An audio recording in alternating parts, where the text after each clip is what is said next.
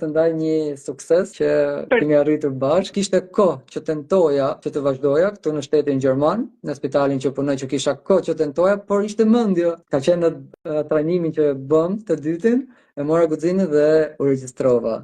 Dhe unë këtu përpara me mbaj gjithmonë, domethënë, një ndër sukseset e mia, sepse të tjera do t'i lëm me kalimin e kohës, që është specializimi im këtu në Gjermani si infermier specialist në shërbimin e kardiologjisë. Një falënderim, një mirënjohje, Fationa, e kam për ty, me ato rregullat që kemi mësuar tek trajnimi për te limiteve njerëzore, ato 7 hapa të famshme, që unë nuk i ndaj për çdo gjë. Nëse më vjen një ide, hapë fletorën. Hapë fletorën 7 hapa të famshme. Shumë faleminderit. Mirënjohjes pafund.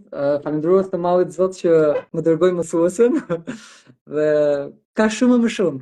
A do ja sugjeroje dikujt që na ndjek tani trajnimi për te limiteve njerëzore? Ju asugjeroj me gjithë shpirt dhe do të shikoni ndryshimet nëse keni mallin për të jetuar jetën të lirë.